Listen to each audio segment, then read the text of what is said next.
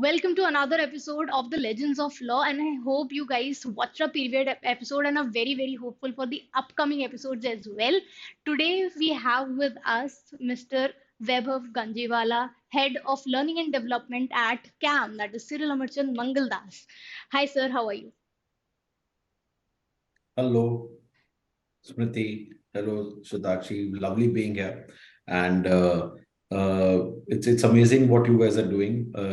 I don't know if I do justice to the title, but it's a great initiative, and I wish you Legal Edge and Top Rankers great luck with this initiative that you have just started. Happy to be here. Thank you Same so much, answer. sir. Thank you so much.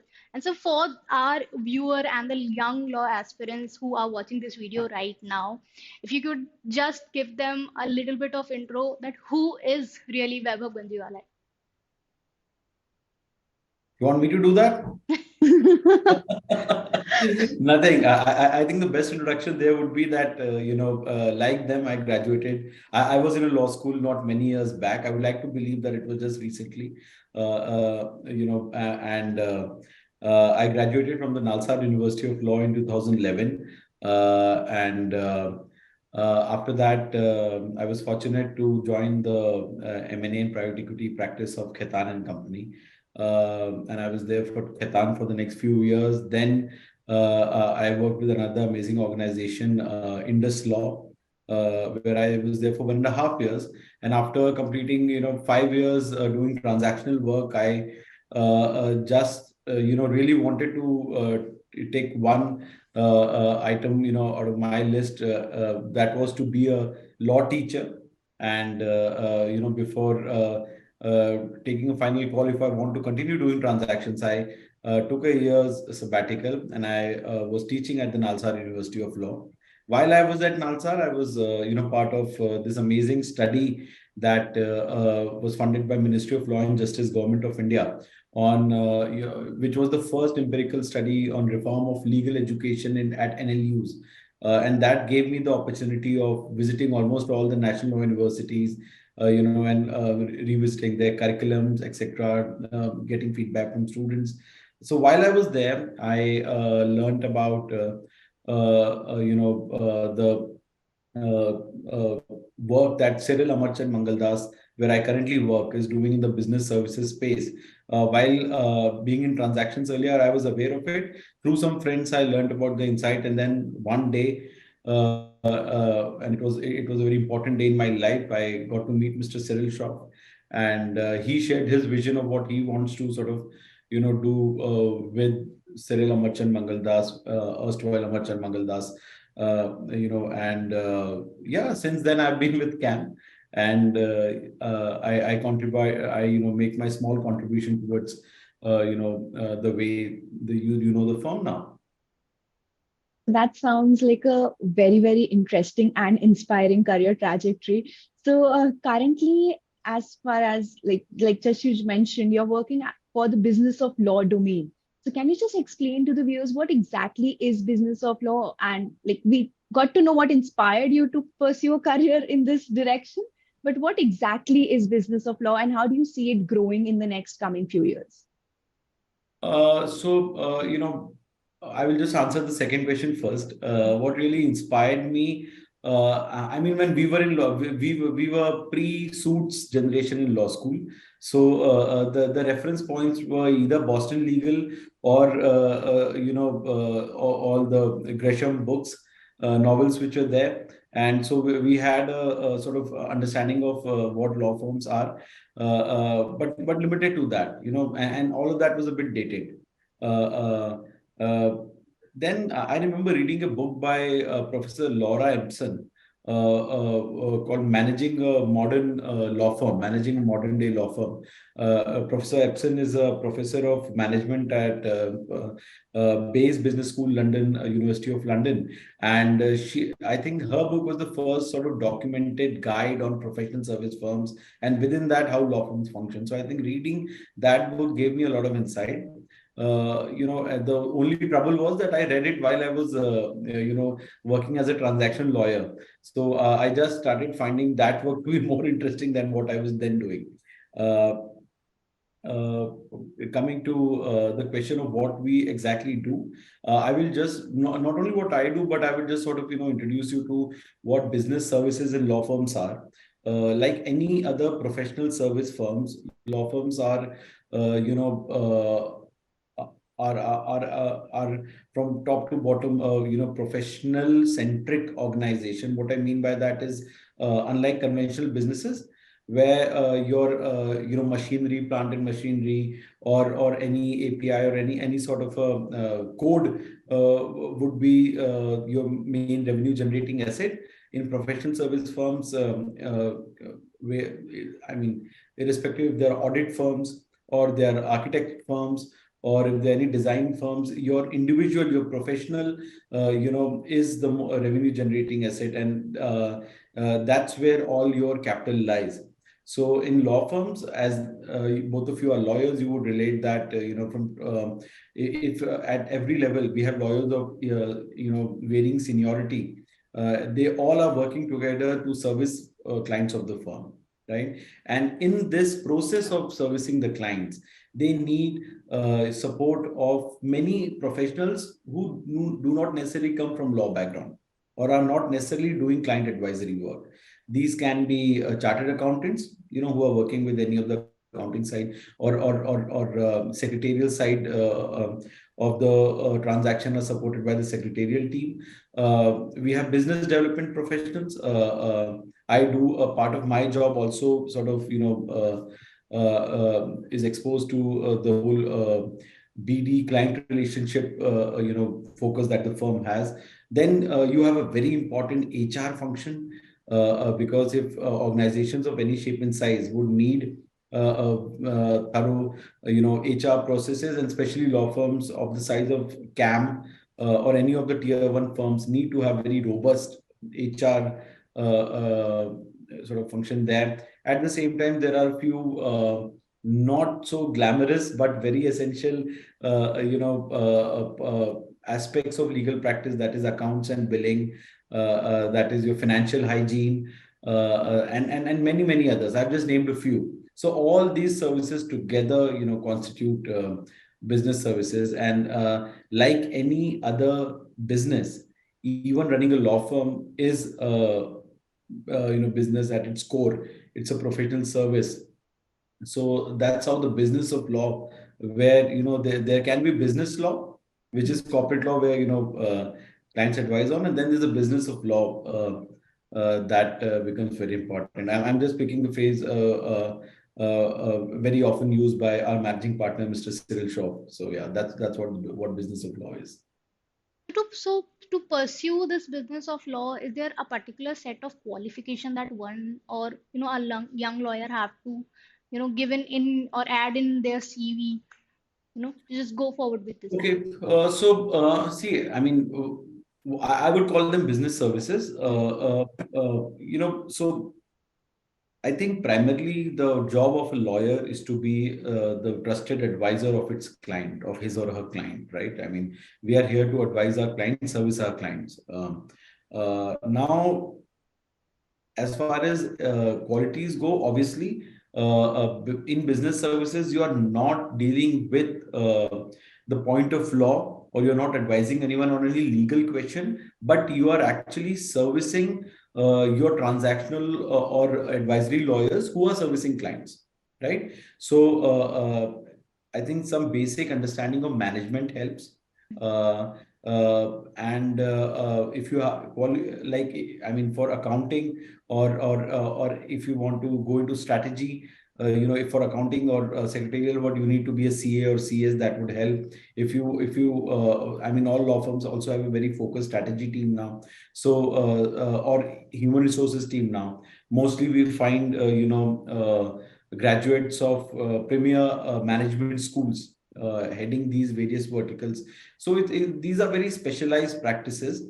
The nuance here is that, like any other specialized field, even legal practice has its own demands, and you may or may not always find say a business development specialist, just to give one example, who can be an MBA from a premier law school, must have worked in the industry, in BD, in other sort of sectors, but he or she may or may always, I mean, may or may not understand how, what demands of law firms are, what expectation do clients have, and what kind of a work ethic, or say, internal expectations that the lawyers of the firm may have.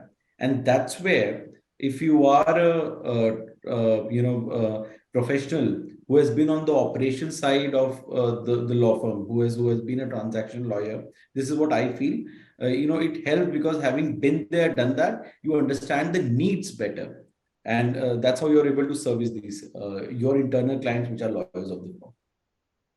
So I think, irrespective of which path a student chooses post law school, relationship building and networking is one thing that you cannot do away with. So in your profession as well, I like your career path as well, I think relationship and networking is an integral part. So what are some of the strategies that you stick by, or how do you manage those things? Because as what I think our viewers also understood about the business services of law, business of law, there's not just one person or one specialized area that you cater to. It is about the total handling of the entire organization and the law firms in general. So at that moment, relationship building and networking and effective communication skills are something which you cannot do away with. So how do you manage all these things, and what strategies you stick by? Uh, I mean, rather than answering how do I manage them, because I can be terrible at them. It's just that I've got the mic and you have been kind enough to invite me. But what you raise are very valid, very important sort of aspects of professional work. That can be one way to call them. The other way are, these are very essential human skills to have. Correct. Now, what your viewers, who are primarily law students, need to really keep in mind is that in any profession, apart from your core domain knowledge, right, your business skills, interpersonal skills, right, and somewhere basics of communication, I mean, these are very essential. Correct. Now, communication is not just conversing. Of course, we are communicating with each other. Correct. But what's peculiar to the legal profession, or it's even more important in legal profession, is that legal profession is a sort of profession of skills and knowledge, right? Or I would say, in that progression, knowledge and skills. In law schools, what my observation has been, while the knowledge part is taken care of very well, again, depending on the interest level of the students, the aspect of skills is somewhere neglected. Those of us who naturally sort of are good at communication, or feel that we are good at communication, have the confidence of developing those skills further. But those of us who feel that maybe it's not our forte, so to say, we tend to instead of improving upon them, we tend to sort of value them less, I would say. That would be the polite expression, because I've seen in many instances that we as humans, we whatever we lack, and if someone else has it, any quality, instead of accepting it on the face of it and trying to build those quality within us, we tend to either neglect them, or consider them not so important. So I think that's one trap. Again, these are all traps that we sort of fall into in student life. I think if law students can work on those things, that would be very helpful. And networking, again, I don't think there is any inorganic way of networking. Otherwise, it will all be very superficial. At one level, it can be a professional requirement to keep everyone updated and communicate well. And at the same time, it can be individual relationship building, right? Because all of us are in law school. Your roommate or hostel mate or whatever, a friend in law school, can be a business colleague in India in the same organization, or can be a lawyer in a foreign firm with whom you would be working in any of these different capacities. So it's always good to develop relationships. And yeah, law schools are amazing platforms to experiment with our capabilities around them. I think, and the law school and everyone who's going into law school have their own set of responsibility towards the society in general as well. I think with the legal profession, we come with that thing that we need to make an impact on the society. And when we enter into a law firm or a company, this impact and the magnitude of that making an impact grows manyfold. So, can you recall an example of a law firm or an organization which is making that huge impact on the society in terms of maybe business and law or learning and development? Uh, Again, most of your questions, I mean, even this question, like the last one, can be a session in itself. Hmm. So please make sure that I do not take too much time and I don't get too philosophical. That's a trap that is still sort of is live. But it's a very serious and pertinent sort of point that you raise. I think I think one of this amazing uh, uh, I think the amazing thing about legal profession is right from the point of entry, you are made aware of your social impact, social expectation, and social value that you carry. What I mean by that is that I think, and you would also agree that all professionals, uh, whether an engineer, whether an architect, they perform a social function as well, right? Not only politicians or lawyers or otherwise.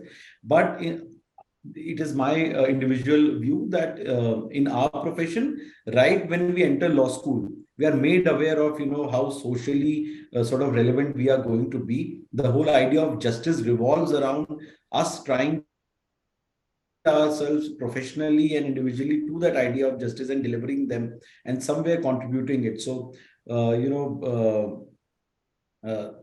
that standpoint of time, I think the first organization I can think of was my law school.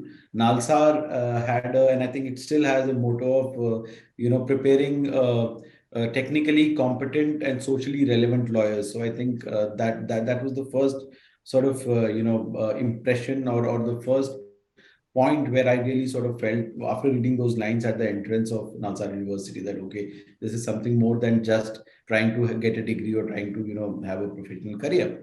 Uh, then, if you talk about impact, I think social impact also means the value that you have created in your profession, the impact that you have created in the sort of industry that you are serving.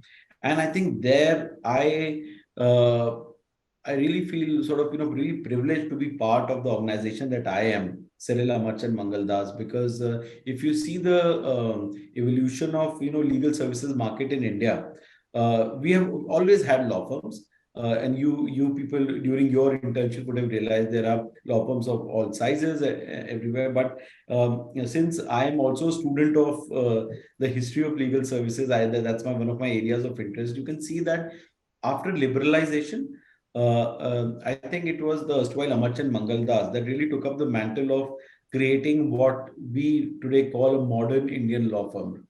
The model of having professionally run setup with a partnership with business services supporting them, having systems and procedures in place. I think state of the art IT infrastructure and now AI based sort of tools to really optimize in terms of time of our lawyers and servicing our clients better.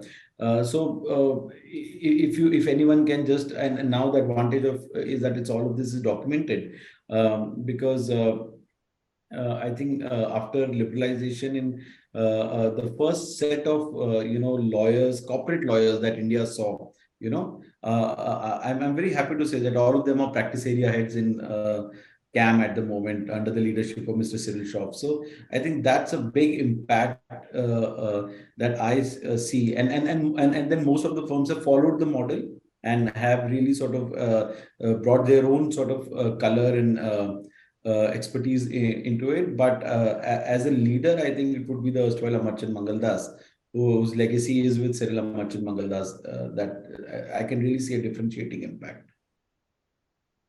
So on that note, I would like to ask you like a very pertinent question that a lot of law school students face on a daily basis. And that is, ma'am, they keep asking us also that law is such a dynamic profession. You need to keep pace with the legal trends and the changes that are happening. And Right. along with that, there is pressure. There's a pressure of scoring good marks. There's a pressure of having a overall CV, participating in moots, research papers, and all these stuff. And even people who have, started with their profession, who are in law firms, they face the issue of managing stress, managing time, and all these issues. So how do you think that this is the key that has worked for you? Maybe you're still perfecting that, but this is something that has worked for you, and this is a thing that people should focus on, and they'll be able to make their way through this. Shatakshi, first of all, thank you so much for giving me that exit option, that I'm still perfecting them, because I was really under that immense pressure to how to give pearls of wisdom where I'm myself, yet to find most of those. But uh, uh, so I think what you're trying to address is the whole expectation pressure that builds up during law schools, and then time management and other things just fall. I think and here, while answering this question, I would rely as much on my experience of law school as much I would do on the experience that I've had being a law teacher during the academic year 16 17, because that's when I got to see or interact with students being a teacher, because that was, and then what I've been seeing in juniors who are joining our firm. I mean, CAM has the best of the law talent joining from best of the law schools each year, and that's where so that also is a very good catchment to understand, trying to understand to answer your question better. Uh, so yes, there is pressure. I don't know how your first 6 months of law school were for me individually, and many sort of who joined with me. They were very difficult because suddenly we found ourselves in a very competitive environment where everyone was trying to really upskill their own game, so to say. And then there were these so it impacts both your physically, or say there is a physical clock which only has 24 hours, and then there's this mental clock which never sort of stops working. The problem is that I think you need to tame both. uh, uh, it's always fine to plan and strategize, but I think it's essential to put that strategy to work early on. If you are in your second or if you're in your second year of law school, or say third year of law school, by then it should be clear to you what you really want to do in today's environment. And again, think for the long term, there would always be some law students who would have the advantage of guidance and say a law background or something like that, and then there would be few who would seek that guidance from any other forum. You guys with your presence can be an amazing forum for this mentorship. That is really essential. So I think short answer to your question would be that communication is very important. uh, Working in isolation or not sharing is not going to help anyone, because that will just leave you with yourself, and you will just take so much of stress which is actually not required. So I think at every level, communicate with your seniors, communicate with your mentors, have mentors, right? Develop those relationships while interning, while say during any court internship, or even with your professors, because I mean your professors are people who must have seen so many batches of law graduates passing out, and many of their students might be partners or senior partners, right? So, and a good professor would always be happy to help you. Last point on pointed things to be done. I think be ready to stretch yourself.